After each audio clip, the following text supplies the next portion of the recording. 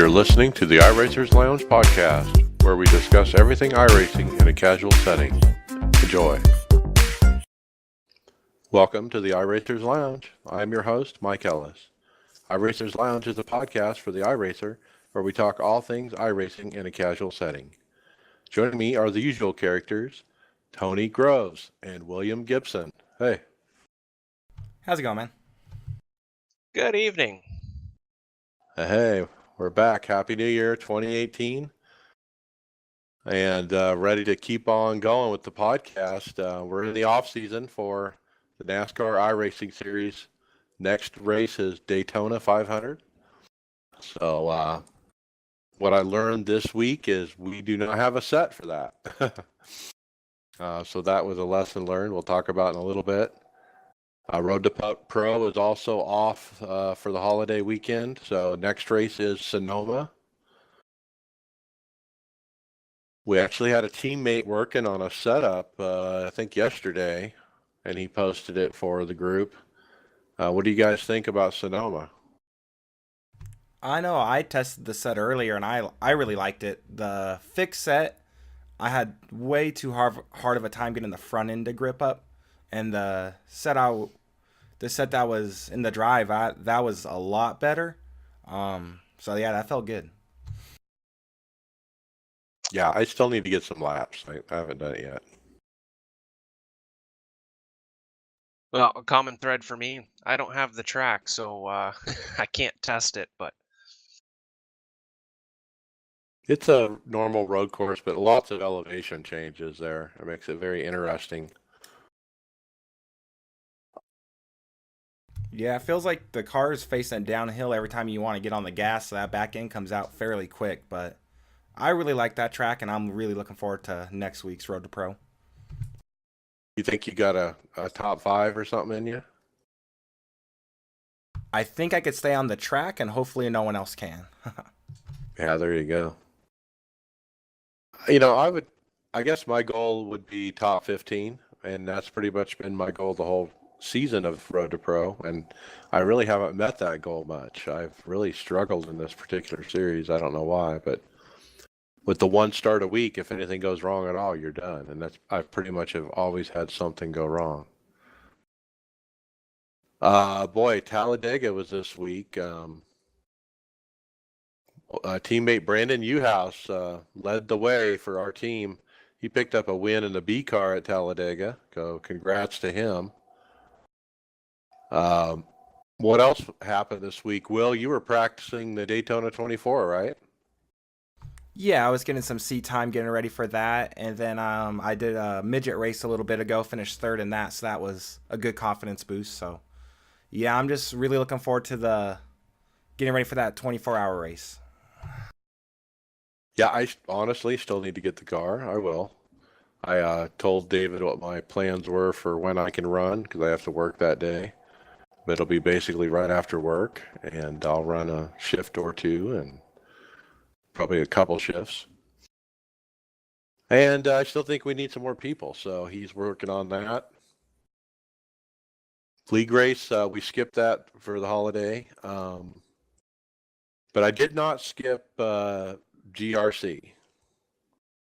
So, man, I was had some time off for the holiday, and I was just running in the evenings every hour. At the top of the hour, the GRC race, and because of the heats and the consolation race and stuff, you can run your qualifying lap, and then you can step away if you're in heat 2, and I can go do other things, around the house or see what the family's doing, interact with people, come back, race my heat, step away for the consolation, maybe get a drink, and then come back for the feature. And it's kind of convenient having these kind of built-in breaks almost. I'm taking advantage of those, and the whole thing's over 40 minutes later. The next race starts in 20 minutes. I register for that and start the process over again. So I've been doing that quite a bit with GRC in the last couple weeks, actually. Kind of going up and down in the iRating. It depends on the track, really. On certain tracks, I seem to get way down, and I think I got way down to 800, then I got way back up to 13 or 1400. Just as the tracks change from week to week. So that's what's going on with me. Still hoping for that first feature win. I haven't gotten it. I've gotten second twice this week. I've won a couple heats. But it's just a ton of fun. I've had lots of starts. I definitely have something at the start on these guys. I don't know what it is, but I can seem to have a better start than most. And I think it's just me coming up through the gears better than they are, but I'm just flat out coming up the gears. I mean, what do you guys think?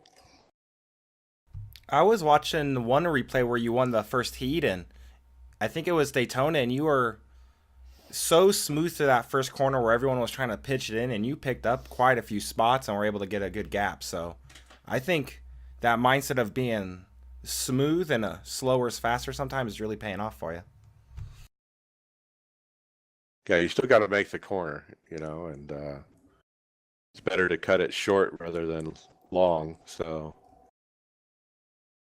I recorded some video I posted up on Facebook. One time I was going for the LCQ as the leader, and I just barely clipped the tire wall. And boy, that car took a tumble. I took somebody else out with me into race. But that's sometimes how these races go. Yeah, I saw that. You barely clipped it, but it was just enough to get it upset, and that guy he had really nowhere else to go. And then, it's also, if you don't want to get up from the computer, you can sit and watch these other heat races. They're entertaining. I also captured another video of a guy who went over the jump, over the wall after the landing. He basically landed on the wall, went over the wall.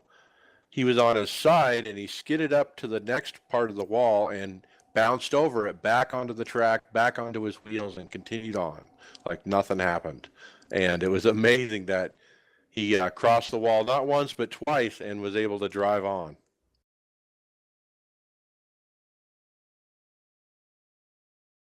So these little cars, they take a beating, and you can roll them and continue racing, but they're not quite right sometimes.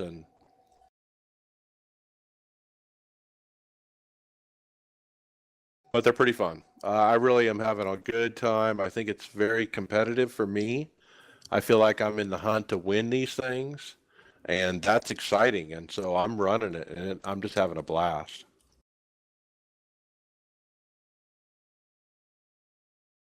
Okay, so let's talk. There was one more race I did was A Open Tally. We ran it twice. My first attempt, I had somebody in my family walk into my office and literally interrupt me to the point that I had to pull over. I was like in the middle of the pack and going down the backstretch, and I had to literally pull off. I ended up losing a lap over that and finished near dead last. So later in the week, tried again with a teammate, Jonathan Wall. He joined me, and we found out that the setup that we had put in the car was not quite there. It wasn't quite up to snuff compared to what everyone else was running, and we couldn't keep up. And it was a pretty big disadvantage, when your set's off just a little bit. But you could tell that we couldn't suck up or anything. To make it worse, we had green flag stops, and I spun the car coming out of the box. The car is different even at Talladega than it used to be before the build. You used to be able to just slam out of there because of that high gear at Tally, and it wouldn't spin out, but now it will if you're not careful, and I just proved it. At least we'll be ready for Daytona now that we know that. Well, like I proved too, we need a set too. That set was not good for us. So anyway, we'll have to figure that out. But I expected more out of Talladega. That's kind of why I tried it a couple times, but didn't get any good runs at all. Lost some iRatings, so bummer. Yeah, I was in the same boat with you. I tried C fixed the trucks and a B fixed race, and oh, the B fixed race, that was completely my fault. Getting used to the new wheel and the new gear shifter and stuff, and I must have put it in the wrong gear or something. And I tried to go back and ended up blowing my motor. I don't even think I hit the start finish line, but I'm down about 200 IR this week from Talladega. It hurt this week. Yeah, and it was an interesting discussion when you were trying to decide if you were going to run again. And you were like, you finally said, no, I've given up enough to Talladega. Move on to the next week. Well, yeah, that's just it. I mean, my I rating's not that high as it is. So when you lose 200 I rating in a week, over just a couple of races, you really feel it. Well, get ready for NIS because that's what it's all about. One week you're good, and the next week you're not, and it comes and goes, and it happens to everybody, no matter what your skill level is. Oh yeah, absolutely. But the difference with NIS now, I could do better if I would run more open, but the longer races that helps me. I seem to do a lot better with the longer races. Yeah. Well, before we move on, let's talk. You mentioned new hardware. Let's go through that real quick. What did you get? Well, I been having issues with my headset now. I was running a wireless Logitech G930, and from what I found out, I was getting a lot of interference. I guess it runs on the 2.4 gigahertz um, frequency, and if you got other stuff running on in your house, it'll mess with that. So I kept getting cutting in and cutting out and just completely disconnecting. So I went with a wired, and I picked up a HyperX Cloud 2 headset. And well, the cloud, I guess, would be for how it feels on your head because you barely realize it's there. Um, and it's just a solid piece of hardware. It's a metal headband, really, really solid. Doesn't feel like the cheap plastic stuff.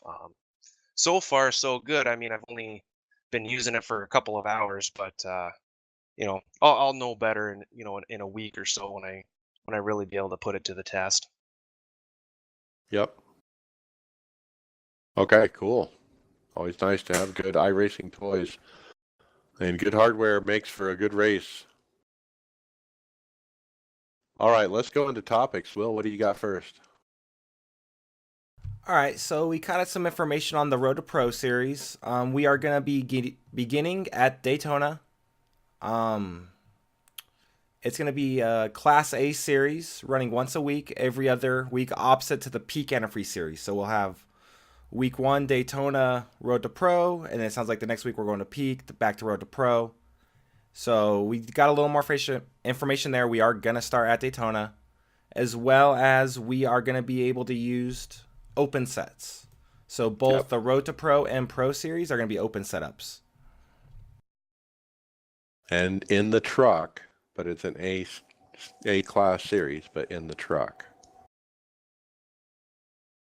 Yeah, I've driven a lot of that truck, just working my way up and getting comfortable on asphalt, and it's fun to drive. But being an A license, I'm excited to see the caliber of driver in that truck now, because a lot of those races I was in with the C class, half the field was super fast, half the field would wreck out, and I found myself kind of right in the middle. So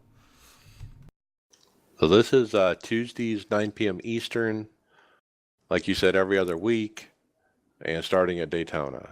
And yeah, I think I want to run this. Like you said, I hope the participation is good. But it's going to be called NASCAR Road to Pro Series.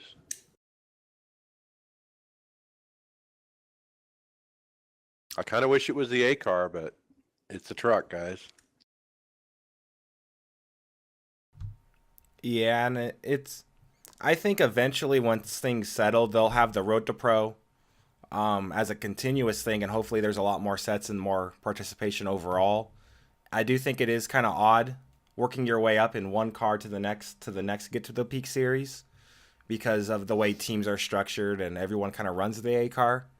But I think this will make teams and stuff a little more diverse and make the whole sport better. Yeah, I don't know. I mean, you look at little teams like us where we don't really have a peak driver. We don't really have anybody in line that is ready to be a peak driver in the next 12 months. So promotes us, the team like us, to run this, because we usually run the 8 car. Why should we change that? Well, like I said, if there's participation and there's a lot of people, I like that. It makes good competition, and that's where I want to race. If it's a on Tuesday nights, and so be it, I guess. Well, I think it's a good way to grow your A license. Before, you would have to go backwards to get more races in unless you wanted to do just the A fixed or open. Now there's the Road to Pro and the A car, both are, can't even talk right now, both the A car and the truck that work under that A license. So it should give you more opportunities to practice different equipment with similar skill level drivers. Right. All right, I'll take next topic here. We had a little tidbit in the forums from Tanner Witten, and Tanner is actually a global cross rally driver. And he's one of the guys out there mixing it up in the real cars. And he wrote in the forums here, the physics of the GRC cars is the closest thing I've ever felt compared to the real thing. The lack of steering feel under throttle and in the dirt sections is extremely accurate to the real thing. We set these cars up with very soft springs and a semi-soft sidewall tire, as they are still a radial compared to the World Rally's cross plies. Slow is fast is the motto of these cars. Now, if they ever add the light cars, that'd be another story. So anyway, a very insightful uh, tidbit there from an actual driver that said the iRacing model is pretty darn accurate.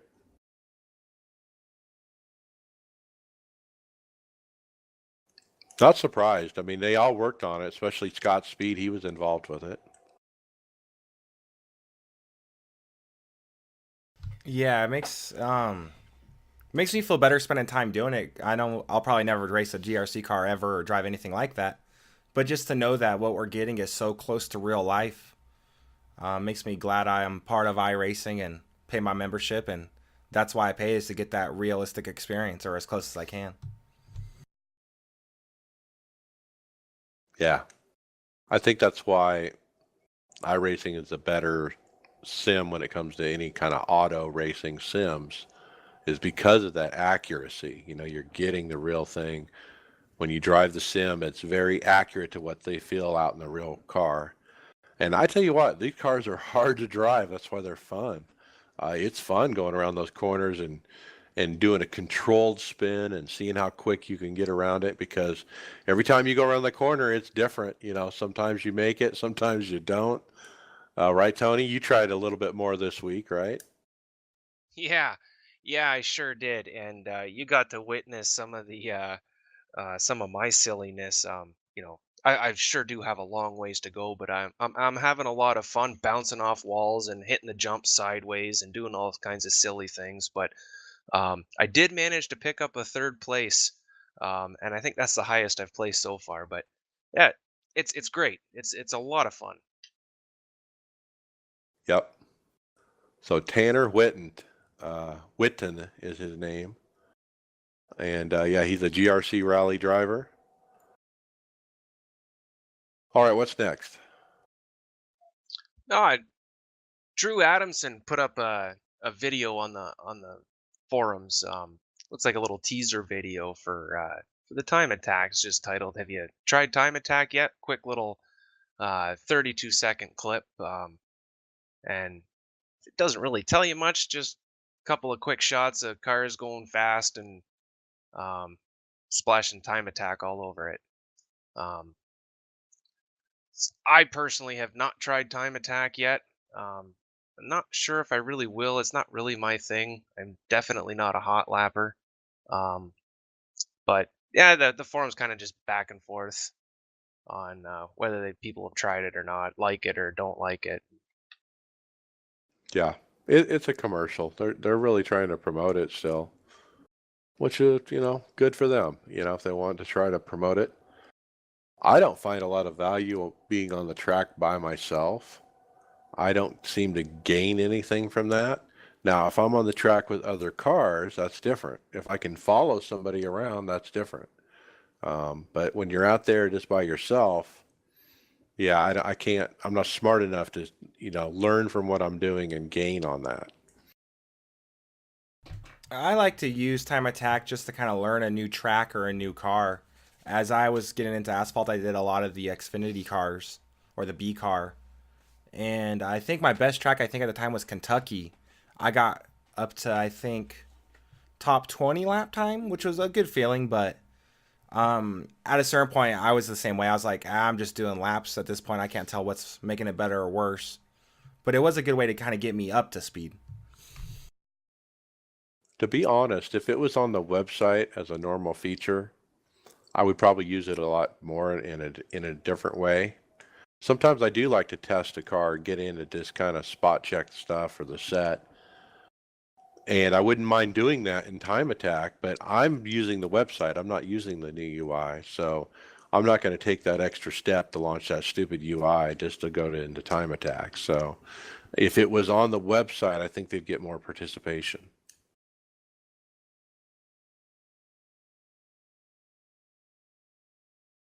But all right, let's see what's next here. There was a poll on the forums about double or single file restarts for the midget cars.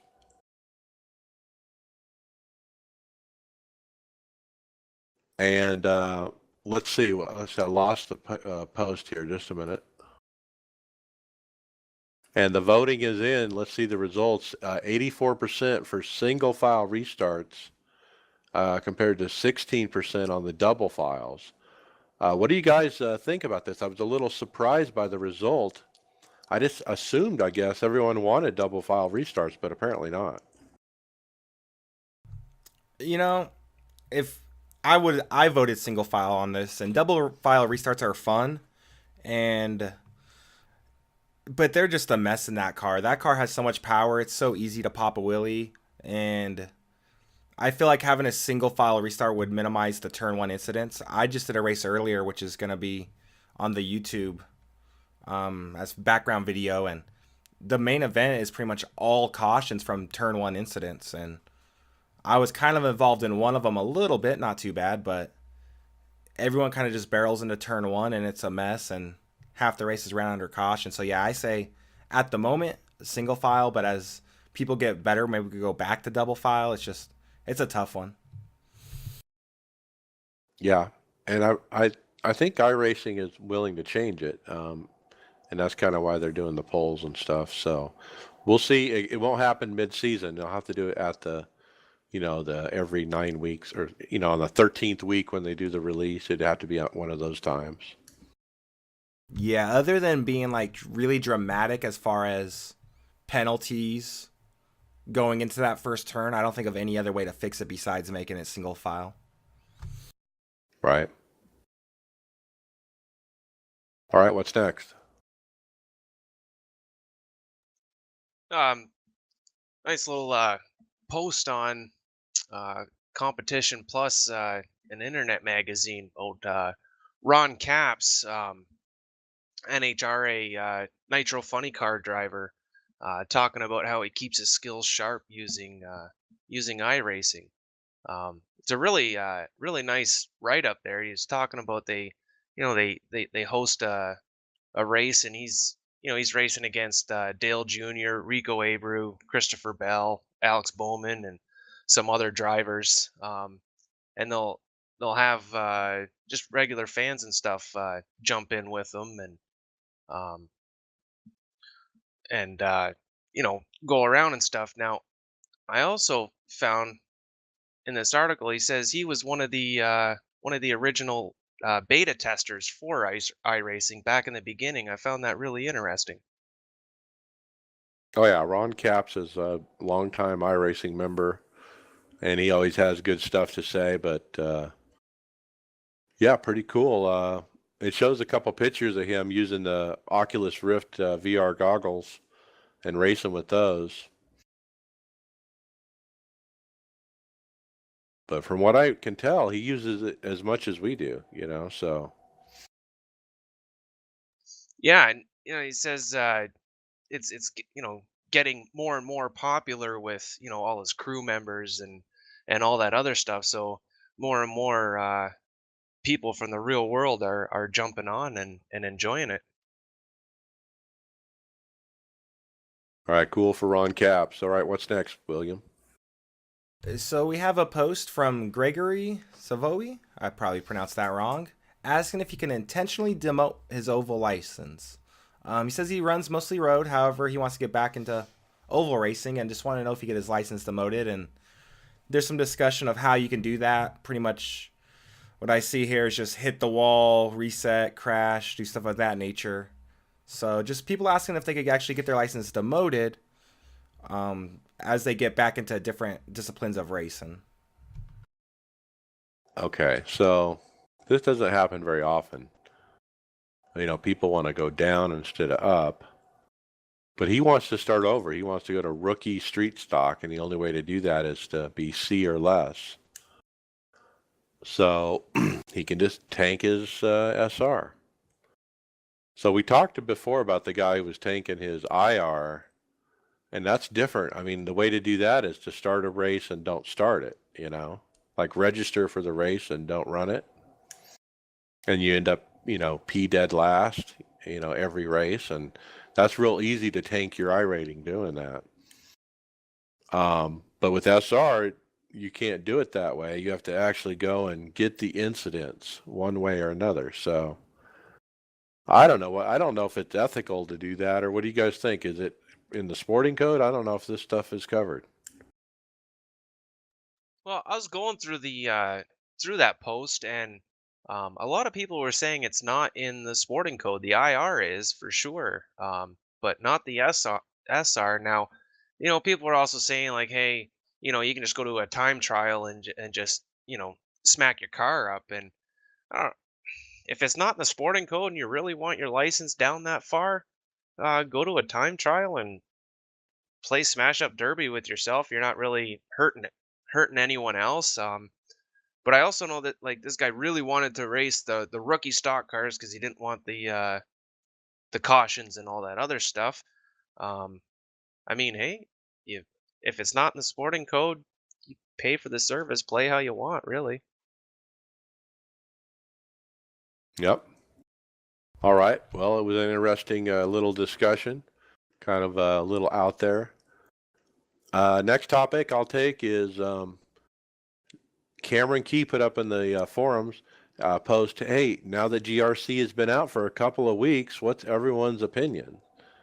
And a lot of people weighed in on this. We got 4 pages of results. And I read through some of these, and I would say overall, everyone likes it. There's very little, if any, negative at all. And so I think everyone thought, I saw the word fun a lot. It's a good time. It's kind of cutthroat, those kind of things. And I think I've already, even in this podcast, already have explained what I think about it, GRC. So what's your guys' overall first impression after, the first few weeks here? I think they're very fun to drive. I don't race them as much as you do. And whenever I do, I seem to get in some kind of incident, whether it's just my making mistakes or people driving crazy or just racing things. And they are definitely a ton of fun. I don't think I could ever make it my primary series just because I feel like I'd get frustrated over time. But they are definitely fun to drive, and they don't really take anything away from any other area of the sim. So if people are into race and rally cars, whether it be like the old dirt games or anything of that nature, this is a great way to get more members, and I think it's a job well done. Yeah, I personally love it. I it's a crazy amount of fun. It's for me, it's hard as hell. But I really enjoy that. I love banging doors with other guys. And you can do it and not totally wipe somebody out or wipe yourself out. I really like that cutthroat uh, racing. I expect it. Um, it's yeah. Overall, it's fun. Oh yeah. And if it was easy, nobody would do it. I mean, that's why it's fun because it's hard. I mean, these cars don't turn, and you have to figure out how to turn them with the brake pedal and the gas pedal. You know, and once you figure that out, you'll have a lot of fun. Just that going from asphalt to dirt, back to asphalt. Um, Going in there, you're just, you like, oh, I got grip. Oh, now I don't have grip. Where is the grip? Yeah, it's just, it's crazy and keeps it fresh and interesting. All right, Tony, what's next?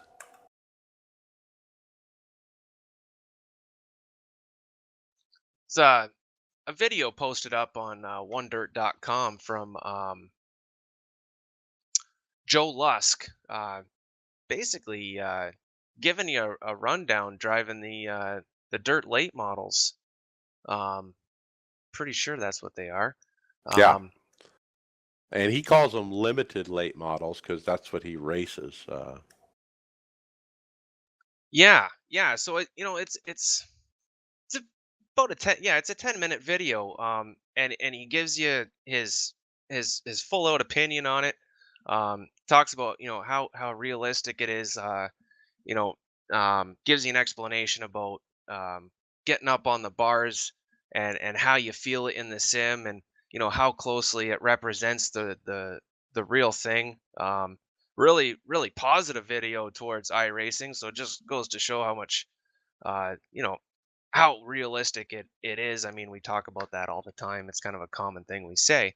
But it's just another real world racer just giving total props and um, basically telling everybody that's interested in it is get on this thing and have some fun.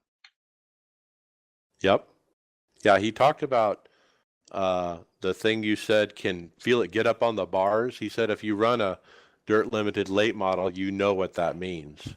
And you can actually feel it in the sim when you get to that point. And he talked about getting the right rear right up on the cushion, so to speak, right outside the groove to get a little more grip and all kinds of stuff like that. And it was a very cool video. So check it out. It's at onedirt.com. Another thing I wanted to mention about this video, like I did watch it the whole way through, and I should have wrote some notes down because my memory sucks. But the one thing that I did notice is as he's talking and he's just in a practice session, but he's doing it all one handed. Not until he throws his helmet on right near the end does he put two hands on the wheel. And he's good. He's really fast going around the track. I watched a bunch of that too. And just watching him go around the track, he's barely out of the gas. He's flying around there. Yeah, yeah, and no, he's like as he's talking and stuff, he just keeps the same composure through the whole time, and he's passing guys, and oh yeah, I thought that part was just real funny. I mean, if I try that, yeah, right, I'm in the wall. Yeah, Joe Lusk. Pretty cool. Joe, thanks for the video. All right, Will, what do you got next? We got a little more information on the point and scoring issues. I actually did not get a chance to read this over. I was just screenshotting stuff here. I'm going to glance through it real quick. Well, they basically said in a summary that they fixed it. If you think something's wrong, contact support. Now, I don't think they fixed it because it does behave differently than it used to be. I used to be able to hit stats and it would come up and I could see my results without clicking on anything at all. It would say, you're in P40th, 1 out of, 580 or whatever. Well, it does that, but this time what I figured out is you have to hit the go button to actually filter it uh, after you hit stats, and then it comes up. And so I still think there's something weird there, but Yeah, now Dean Marsh put up the latest post on there, giving the updates and stuff, and saying like it's like they're continuing to work um, on the timing. They said sometimes it takes a little bit for everything to catch up, and sometimes it might take up to a couple hours, but it's not like a couple of days or a day as it was before. So they are still working on it, trying to get it better. Yeah, I just tried it out right now and I had to hit that go button. And I remember prior to this, we would never have to do that. So, Yeah, it, I don't know if that's the only problem. I think there's been other problems, but I don't know. We'll have to see what they do with it. It should be pretty simple to put it back the way it was, you'd think, but all right, I got the next one. Scott Speed has been very busy playing iRacing, and he's been posting about it on Facebook. And he put up some videos on his Facebook page of him racing GRC races a few different times. So in one point, he says, I can tell you it feels exactly the same in iRacing as it did in real life, as he's describing the race that he's showing on the screen. In another race that he posted, he went and kind of showed this epic battle for the lead where the first and second place traded spots a couple times with some really light nudging. You know, they weren't really wrecking each other or hitting each other like what's happening in my splits, but these guys were racing fairly clean out there, considering it's a GRC race, and it was kind of cool to watch. He was also mentioned that the guy in fourth place was none other than Lando Castle, I think is his name. He's some Formula One driver. Not Lando Castle. What is his name? Lando Norris. Lando Norris. What I'm thinking? Oh, Landon Castle. Oh yeah. No, Lando Norris. And apparently he's a F1 driver. Yeah, Yeah, go ahead. I was gonna say, watching that video. Now, I didn't watch the one with Lando Norris, but I did watch the first one, and as he's going through, he's um, telling you what's going on, and um, telling you like kind of giving you little tidbits, and what's good racing, and stuff like that. I picked up a lot of little tidbits throughout that video. I hope I can use some of that maybe. Yeah, and he's the master of it. Obviously, the champ this year, three-time champ in GRC. So, who else would be better than Scott Speed to learn from? But yeah, pretty cool videos. Check him out on Facebook. Now, one of his videos is his rig. He does a video of his 80/20 rig he's got built, and it is nice.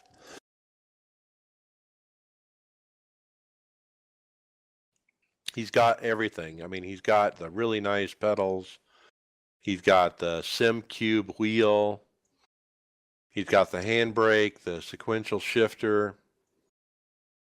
And he mentions that the measurements and the angles and the distance between pedal and seat and all this stuff is exactly like his real GRC car. His engineer actually built this rig for him. His real life car engineer put this together. And boy, it is nice, guys. And what do you think of that triple or the sound system? He's got these little computer speakers on bars on either side for the left right speakers, and I think he's got one in the center as well. Pretty cool. Yeah, I was really digging this rig. I mean, what a nice job. It, he even mentioned like the brake pressure on his brake pedal is set up exactly like it is in his bug on the GRC circuit. Yep. That's just so cool. And he obviously wired it himself. He talked about the wiring. He actually has a little USB hub over on the rig to try to keep the cable distances short and whatnot. And a really nice stationary rig. If you guys want to emulate a really nice stationary rig, I would definitely look at this one. This is nice. Yeah, it was cool to see him go in depth in that, and that's about as nice of a rig as I can imagine without it being full motion. So that thing is phenomenal. Well, really good components too. The look at the shifter and the handbrake. I mean, those are real deal things. And then, the pedals. I don't think it was a hydraulic pedal, but it was like the next. I don't know what brand they were, but they looked really nice. And I do know he said it was a Sim Cube wheel.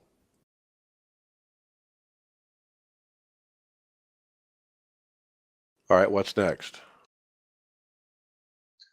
As post put up on Twitter a little video showing the 2017 Mazda Road to 24 shootout. It's a competition, and I believe at the whoever wins the competition gets they're talking about $100,000 scholarship. Um, Now I don't know is if they get hired by Mazda to run a car. That's the part that I'm not too sure about, but um, fellow iRacer John, uh, my you got this one, Mike. There, my video's not working for me. Yeah, I forget his name. It's John Wall. Not John Wall. It's yeah, I forget the name, but he did not win the competition. But he was there and he got it to that final round and whatnot, and it was part of, he ended up, participating and doing very well. And in fact, later on in the video, former IRL driver Scott Goodyear has a few moments on camera to praise John. I forget his last name. It's John For how Allen. John Allen for how well he did considering. And he said a lot of nice things about how much he progressed through the test. So good job, John Allen. So pretty cool opportunity for him. Yeah, now this was a competition to be able to do this for John Allen to go. He had to beat out. Well, they said 17,000 other drivers, but I don't know if that many people participated in that competition or not, or maybe they're just talking about the sim as a whole. Yeah, I don't know, but you're right. I think it was just the Mazda Cup Series. You had to run what, season 3 or something and do well. Yeah, yeah, something like that anyhow. Right. So anyway, pretty cool. All right, William, what's next? All right, so unfortunately, let me go back one page here. It looked like David Cater, I believe is how you pronounce his last name. Yep. He's known for making some really good setups. I watch a lot of his videos on YouTube. He was actually hospitalized, looked like, over the holidays. Yep. It looks like he is making a recovery. So I'm just kind of organize my notes here. So yeah, he is making a recovery, but yeah, unfortunately, he had to go to the hospital. Looks like he's been diagnosed with. Gosh, I'm spacing out here. It looks like it's the flu and a blood sugar of 374 sent him into a seizure. So, yeah, he did write in this post at one point, and that's what he wrote.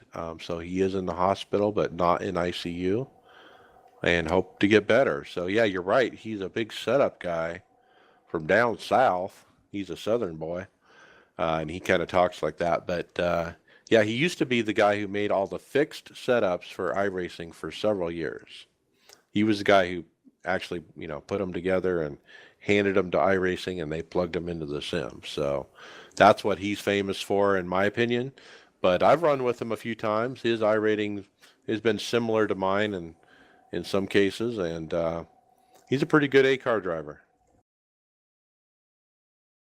Yeah, I've watched. I kind of got to know him via watching his YouTube videos. I think him and Ray Alfala did a series of how they did their setups, and I've watched those multiple times and have learned quite a bit. But yeah, I feel like at the same time, not that much. But yeah, I'm glad to see he's doing okay. Yep. So hope you're back soon, David Cater. I hope you're listening, and speedy recovery to you. We'll be thinking about you. Next topic. Somebody on Twitter asked Steve Myers from iRacing, hey, are we going to get the new Camaro Cup car for the new NIS season coming up? And he said, hey, it's going to be tough to hit February. We just got the CAD data, even though I had the contract done the week after it was announced. And so this was just a day or so ago, no, that he tweeted this. So they just got the data. So I don't think he's going to get it done by Daytona. That's too soon. But I bet you they'll get it out in the first quarter release, you know, on the next week 13. I bet you'll probably get it then. That'd be my guess.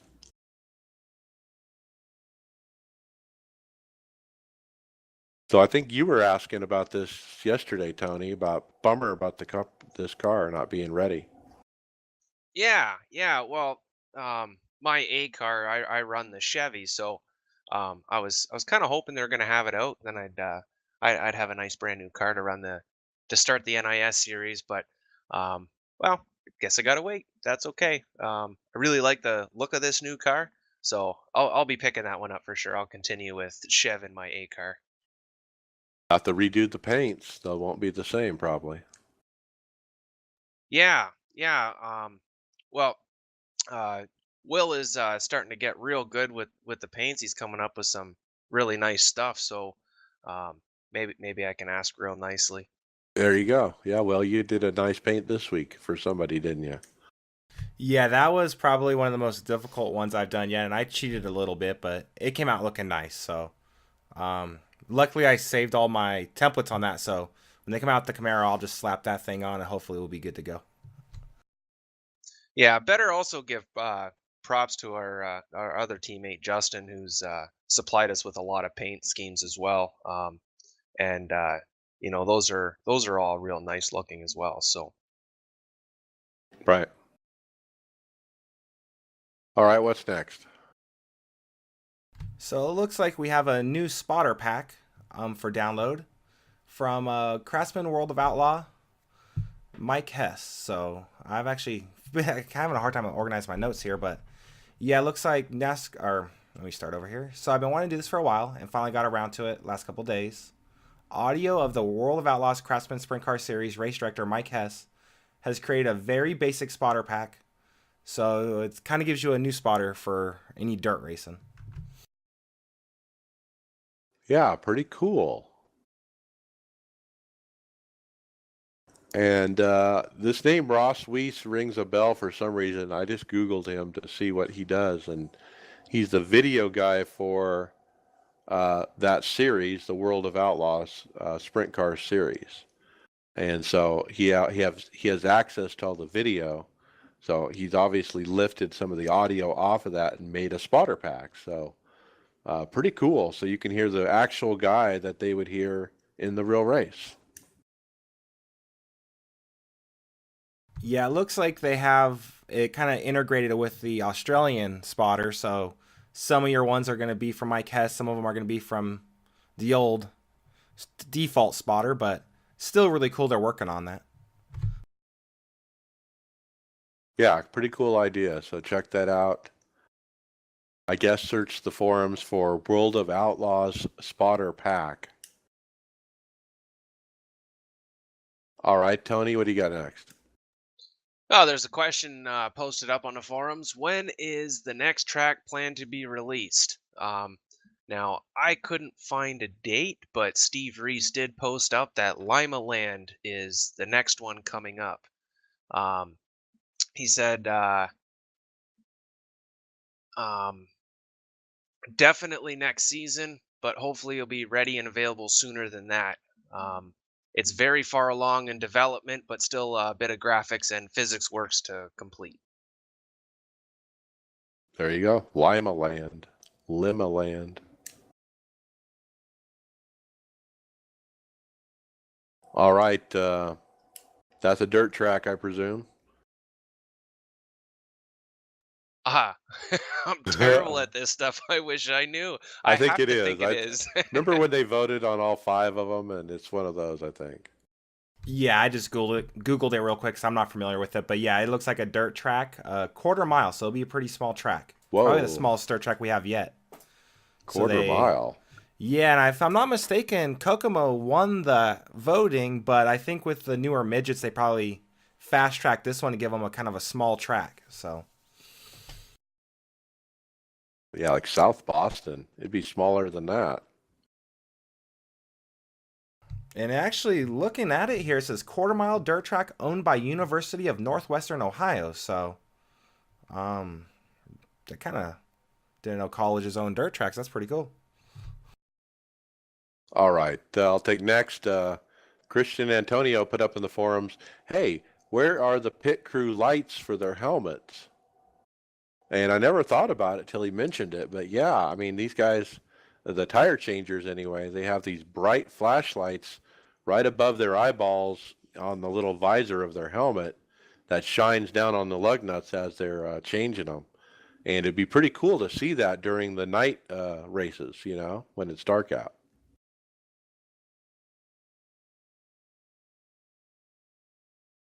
But I guess you'd say, hey, I think don't we have to have 5 pit crew over the wall instead of 6? With the new rules in NASCAR, I mean, we're already behind the times because we have too many men over the wall. And they're still fueling up our trunks instead of the gas tank. So Well, and the other part of that too is we don't know what these NASCAR teams are going to do with the one less guy. Like, is the one tire carrier going to carry both tires, or is he just going to do one? And how's that going to look? And what's going to be the choreography? Of do they go around the back? Do they go around the front?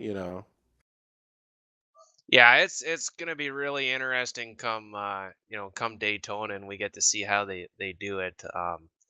I really got no idea how they're gonna handle that. I haven't seen any videos posted up of them practicing or anything like that, so that'd be kind of neat to see too. I'm sure it's top secret right now because it'll be a huge advantage at Daytona if one of the teams, finds some way to do it faster than everybody else. Oh yeah, you betcha.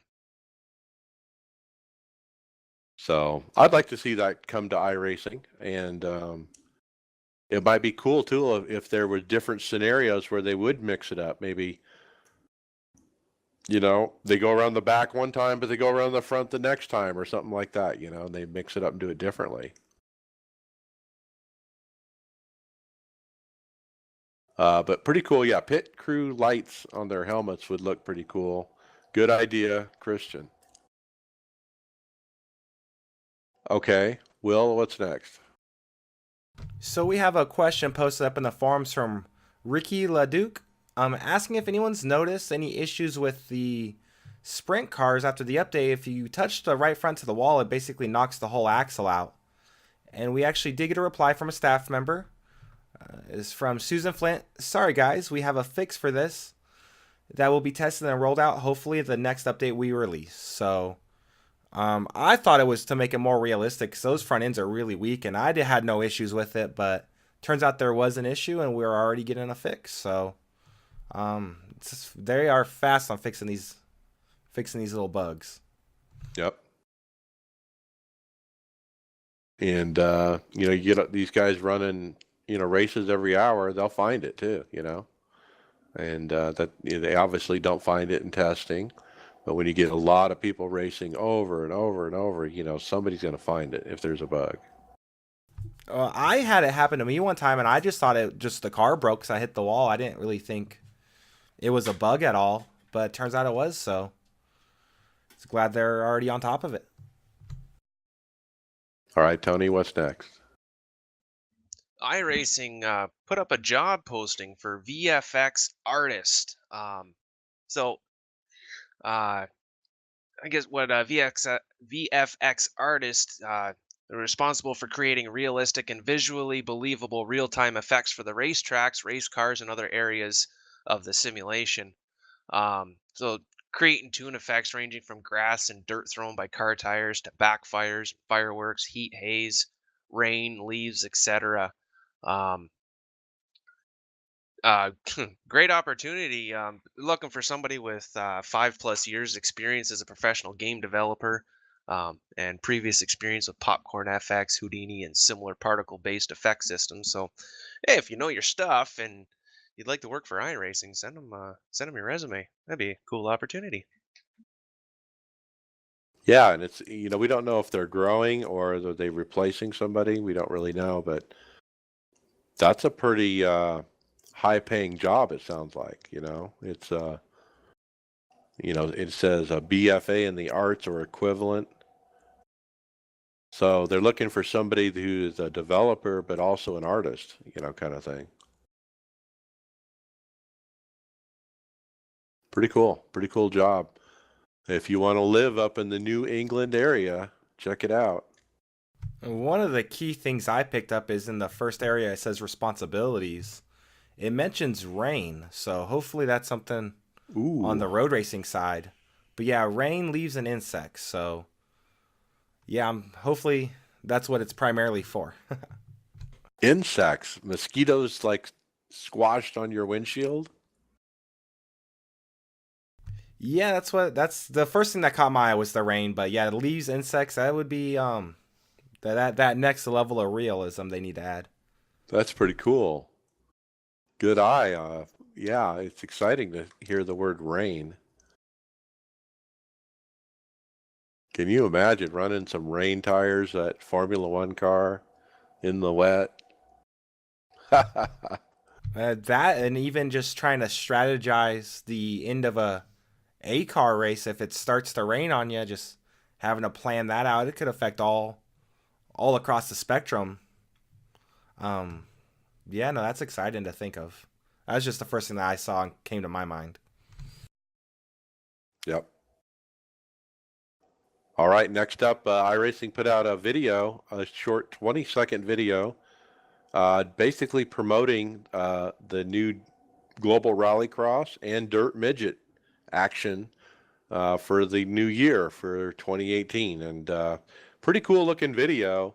Kind of gives you some insight of what the dirt looks like and, taking the jump and what these cars look like going around the track. Pretty cool. Yeah, I really like how they did this video as opposed to the time attack video.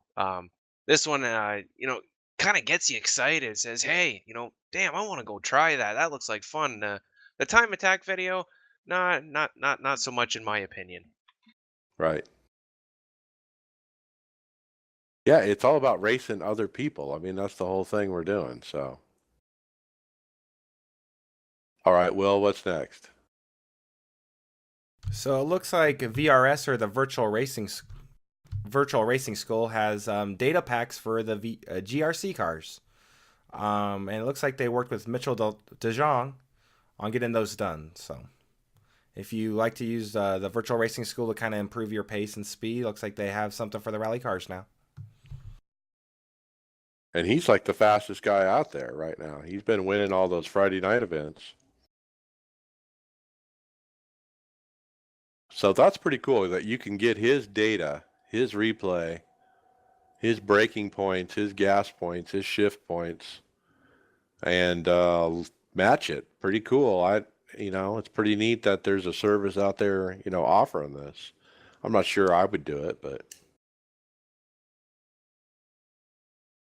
I think we had a team member who signed up for VRS.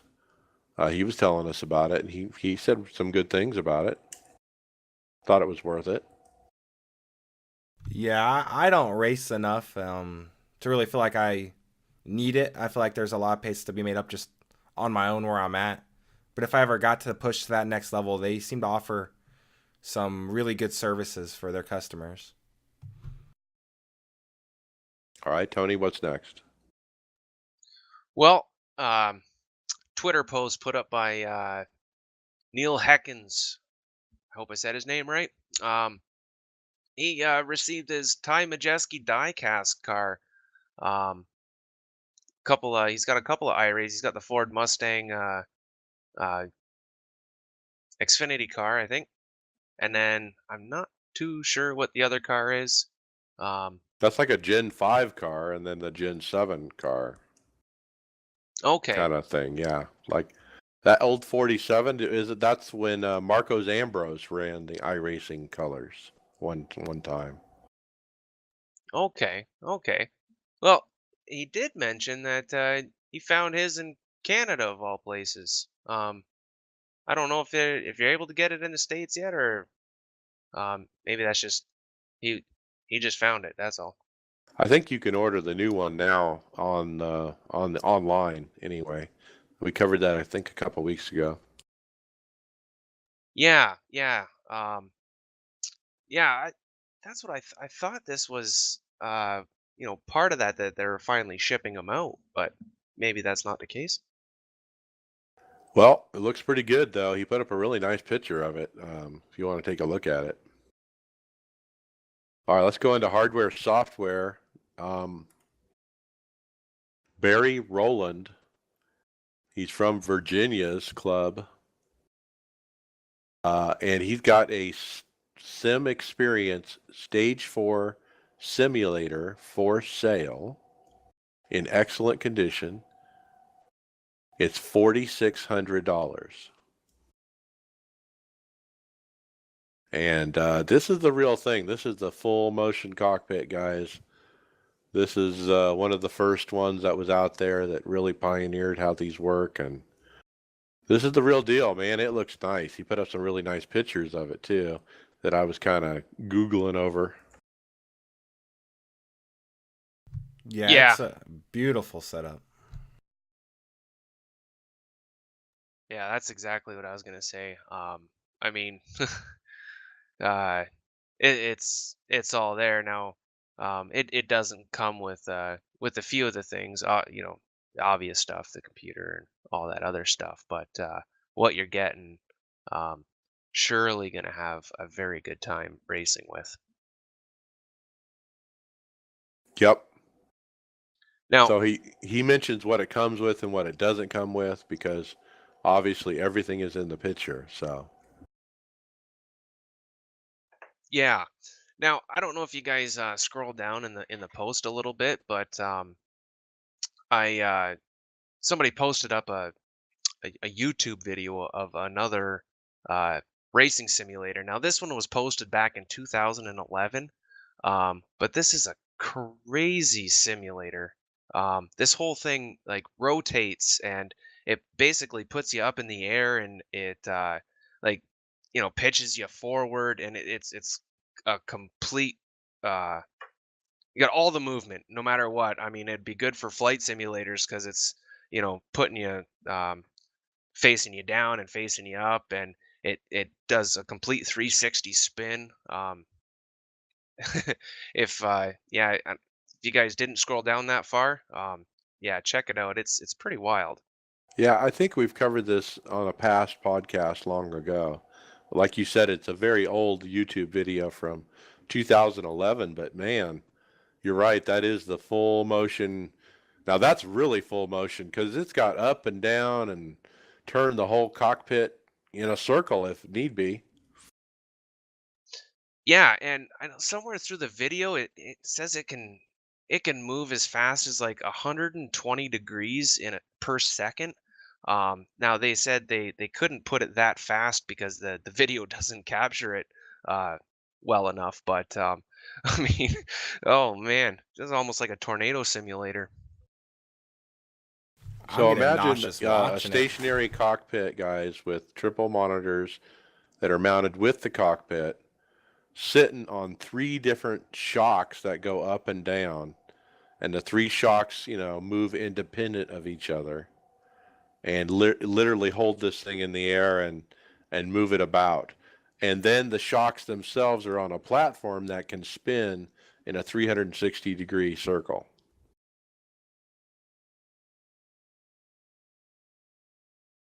Yeah, pretty crazy, huh? So if you Yeah, want to get into uh, the movement, guys, you can call Barry Rowland, and he'll hook you up, man, with a nice used but Sim Experience Stage 4 simulator. All right, what's next, Will? So there looks like there's just some discussion on graphic settings.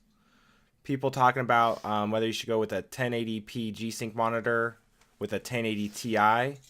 Um, if you're like going for 4K would be kind of overboard for iRacing. Well, I think the big discussion really is it 1080 or 1440, because those are your choices really for computer monitors, that are reasonable. And is it worth it to get a 1440p monitor? And I think the consensus I was reading is yes, 1440p, if you can afford it, is a better choice over a 1080.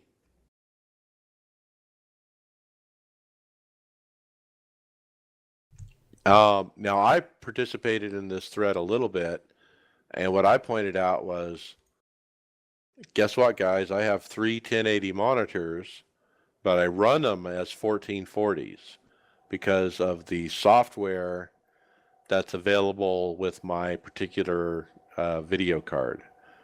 So back in 2016, uh, my AMD Radeon software updated, and they added a setting in there called Virtual Super Resolution.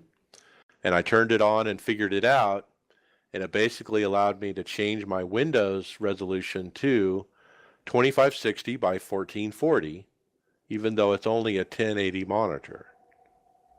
And so I run the sim in 7680 by 1440, even though I have only a 1080i monitor. So, um, anyway, just thought I'd point that out again. I probably have covered this on the podcast long time ago, but if you have an AMD card, you might check out Virtual Super Resolution. Yeah. Now, um, they'd mentioned throughout that post there, saying it's called super sampling, and that it can put a bunch of strain on your GPU and you lose FPS. Did you notice that at all, or? Yeah, I think I did notice a loss of FPS, but I thought the gains that I gained by making the change was worth it. Um, the increased resolution made a difference visually for me between the two. And so I was like, wow, you can actually see the difference. Okay. Okay. Now I know Nvidia has a very similar thing you can do, and I can't remember what it's called.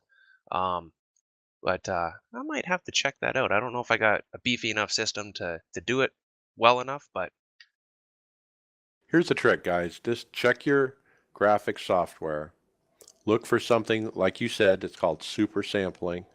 Uh, AMD was calling it virtual super resolution in my case.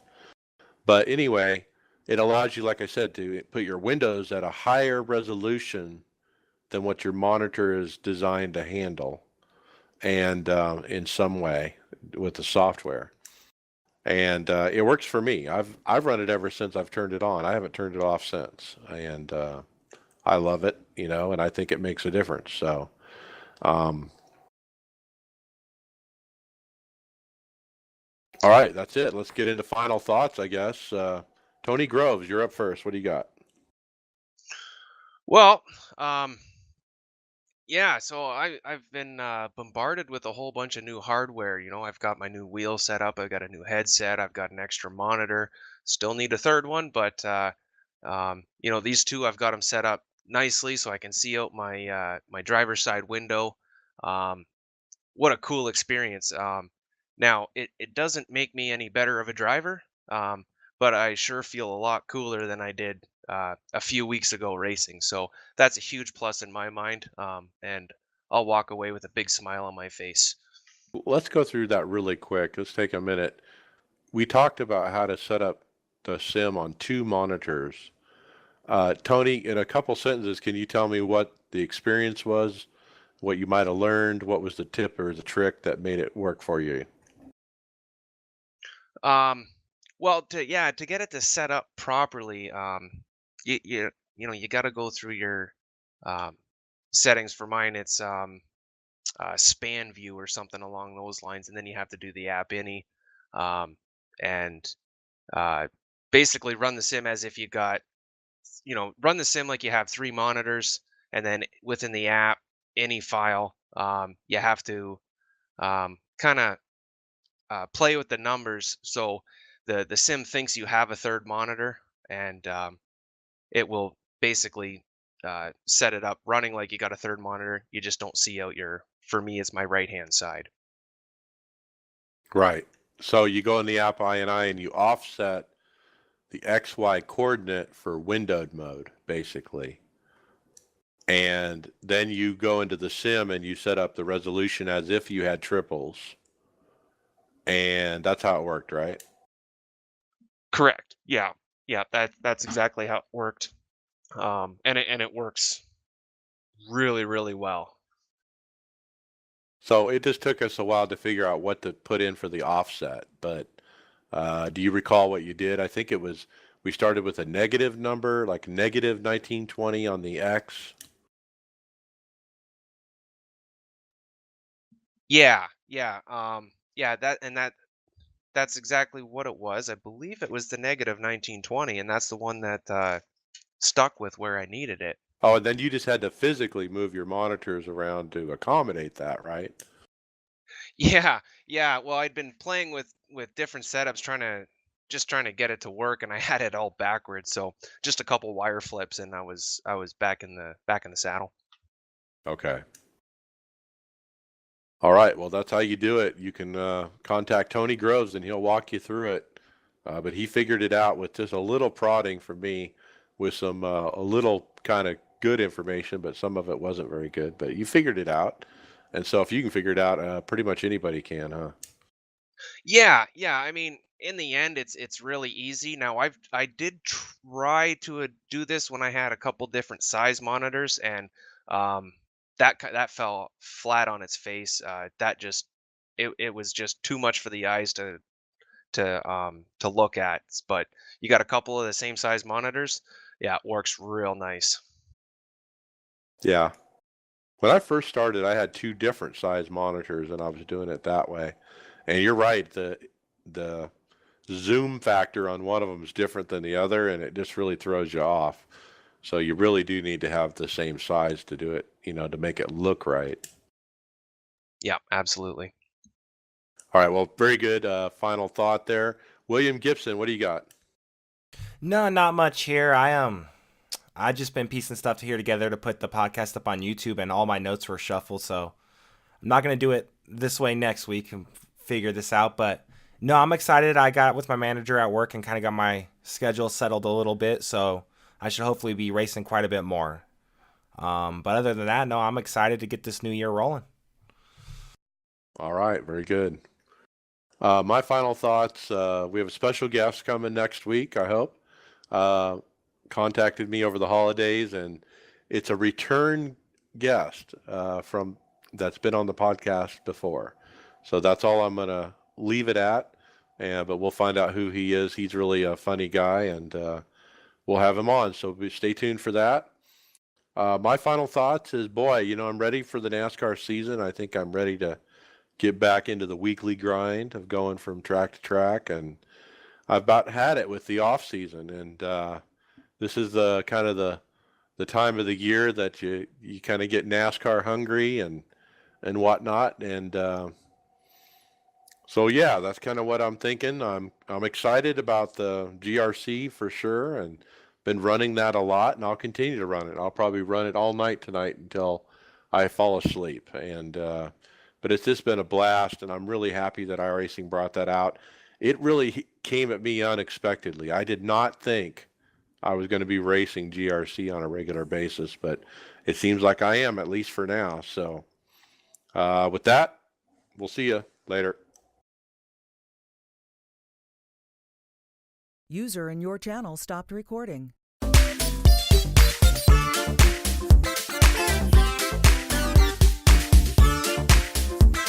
Thank you for listening to the iRacers Lounge podcast. Make sure to go subscribe to us on iTunes, SoundCloud, or Google Play, Facebook, and Twitter. See you on the track.